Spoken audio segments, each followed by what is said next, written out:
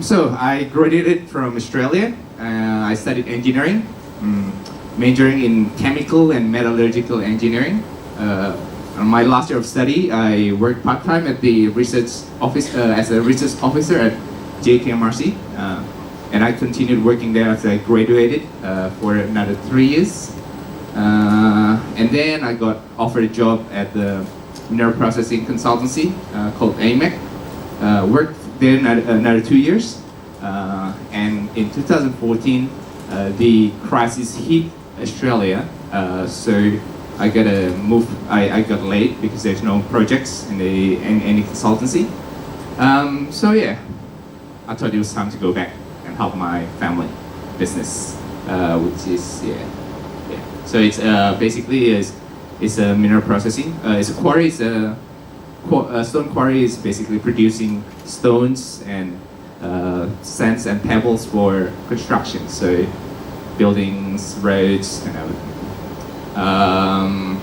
And then in 2000 and after that, I'm now working as in Ottomans. I built my own business as a barista and also founder.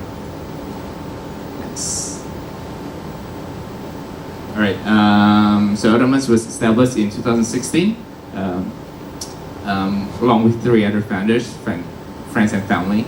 Our first store was in Pluit, but it's already closed now. But afterwards, we opened another 2 stores. One in Mega Kuningan, in Sopodel building. Another one is in Chandra Town Square. And we're gonna build our own roastery as well, progressing.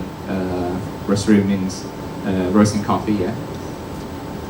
So yeah, so this is our store in Sopodel. Some of you might already seen this, that iconic stage. And this. So that's the other store. So how did I started how did I change course from engineering into food industry? So it started off as like an easy journey.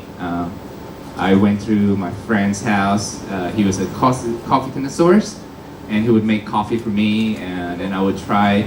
And he would give me different, origins from Colombia, from Brazil, from Ethiopia, and I got excited, and it got my attention because its origin tastes differently. So, and afterwards I, go on coffee hopping in Australia.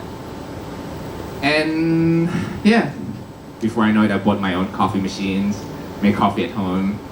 And when I go back to Jakarta, I saw the growing business in F&B industry at that time. So yeah, and also I went to the competition, like a barista competition. I didn't know that such thing at that time. So there's a barista competition that was in 2015. So I went to the go back home, I got excited, and that night I decided to, this is what I want to do, and I want to become barista and want to have my own coffee shop. So obviously, I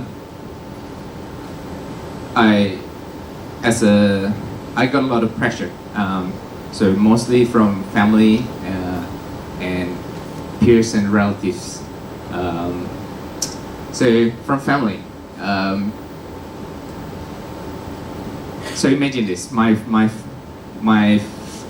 family, my parents have had a clear pathline for me. So he already paid everything. He sent me to Australia. I studied chemical and metallurgical, which is basically mineral processing.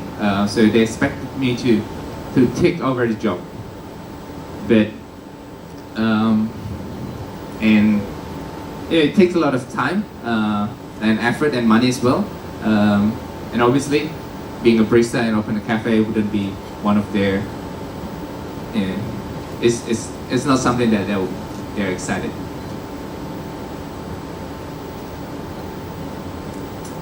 From friends and relatives, I get comments like, how much do you make a month?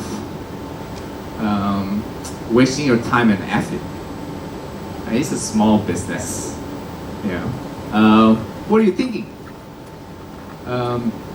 And why don't you just sit nicely at your dad's throne, concentrating on that, and just wait for money to come. So I get a lot of this and many more. I get a lot of, and these are the recurring sentences that I always get from my family, from my relatives and friends. So obviously this pressure becomes fear, and fear to take the next step, and fear to fail.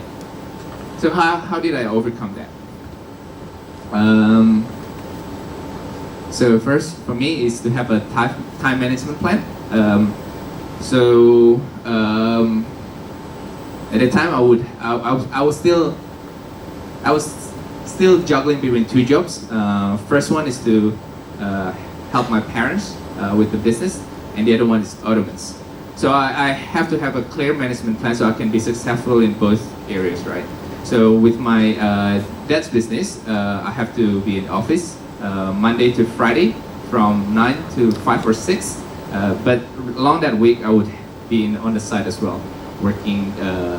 So for that 5 days, usually I would have 1 or 2 days living on site. And on the other side, the Ottomans, we open from 7 a.m. in the morning to 10 p.m. at night.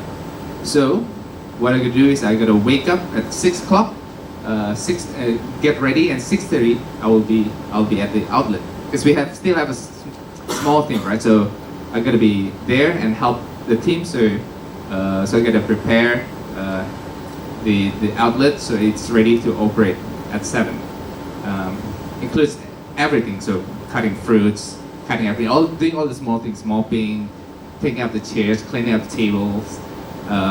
So that's what I do from 7 to 8:30, and then after that I go to office with my dad at dad's office, and then from 6 o'clock I would drive back again to the outlet and do the same thing, help the operation again from 6 to 10, and sometimes to 11 because I got to help out with closing. So again, mopping floors, washing dishes, and everything. So I gotta have that time management plan, and I was committed. So I was ready to do that before it even started. So I already planned that in my mind.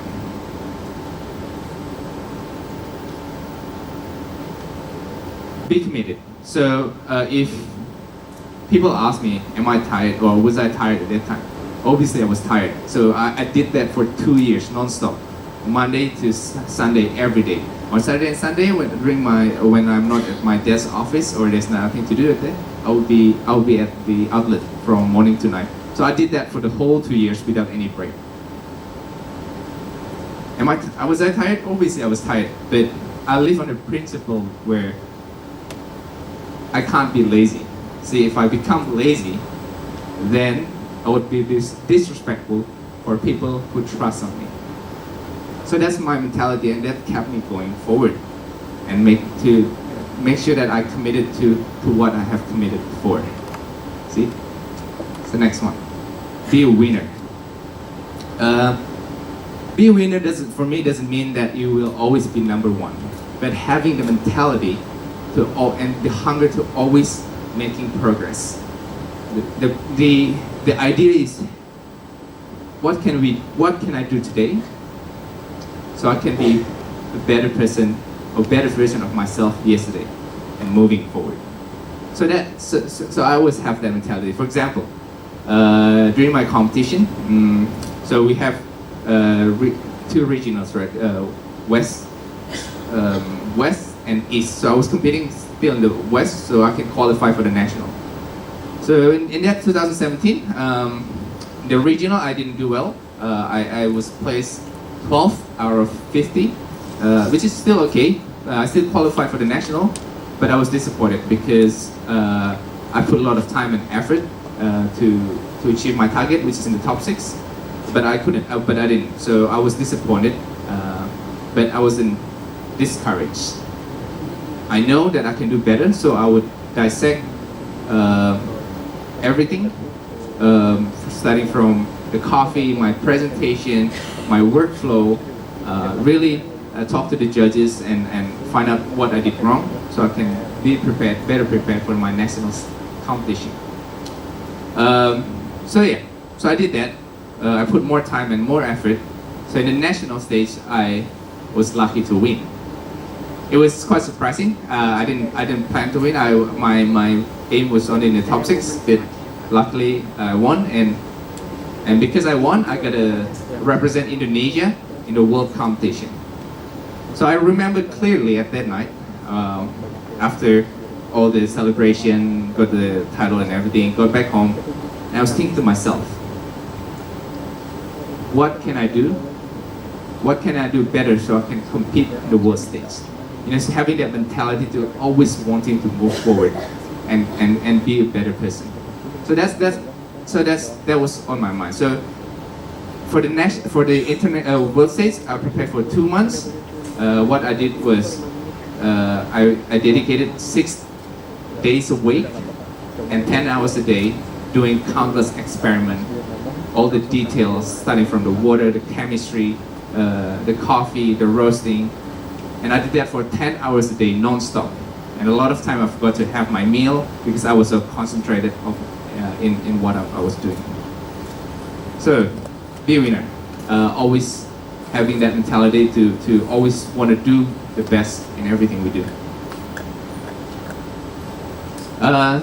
Number 4 is stay focused. It's easy to have a goal, and it's easy to have a plan, but it's harder to stay focused.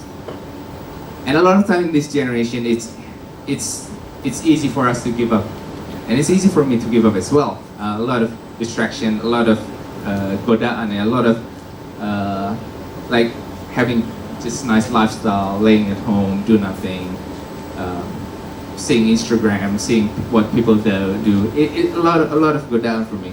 But I think whenever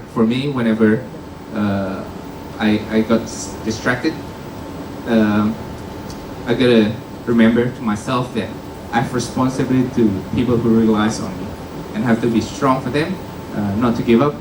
So they can rely on me. For example, again for the competition, easier for me. I was so focused in what I want to achieve that I would repeat my presentation on my bed, while I was taking a shower, while I was driving. I would talk to myself, and then sometimes just at the public space I would do all the funny movement for the competition, like, you know, just putting portafilter or pouring. It's like, and people think that I was crazy, but I don't care. You see, I don't care because I was so focused and I wanted to achieve what I was planning to achieve, and nothing was gonna distract me for that. Build a team. I can't stress enough to have a strong team, because I don't think I can achieve what I achieve without having a team that support me, and having a team that advise and give you honest opinion. So I can't tell everything, but you know, if you have a strong team, a lot of times it's 50% of your job are done because you have a strong team. I'm gonna talk that again. So fail again. I got inspired. The fail again is the conversation that took place in a very popular TV show called Games of Thrones. I'm sure a lot of you have seen the series. So this conversation took place at when Jon Snow, after he got killed by his colleague because he was fighting for what he believed. And this is the conversation they took. So Sir Davos said, "You were dead, and now you're not." And Jon replied, "I did what I thought was right, and I got murdered for it. And now I'm back. Why? Why should I continue?" And Davos replied, "No, you go on. You fight for us as long as you can. You clean up as much of the center as you can." And Jon said, "But I failed."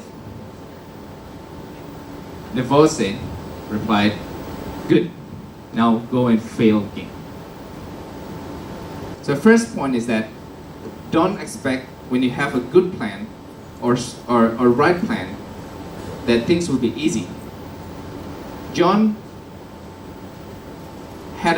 took a radical move and plan to save this humanity. At that time, they only know Westeros, right? He tried to save Westeros by doing radical plan, and he got opposition. He even got killed by it.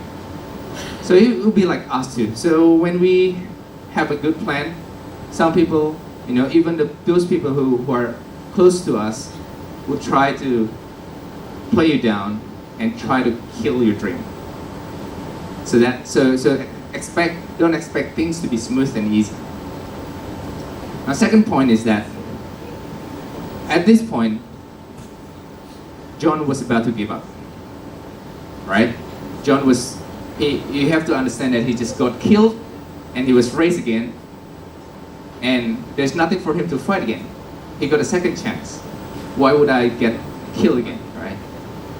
But having the boss, having a good people and advisor around him is crucial, because the boss really encouraged him to move forward. So point number 2 is surround yourself with positive people with positive energy, those people who is like-minded, so they can push you and move forward. Point number 3 is later on, after this conversation, John continued to fight for what he believed, and he eventually successful, even though he kept falling. There'll be hurdles along the way, but he was successful afterwards to save the humanity. So point number 3 is that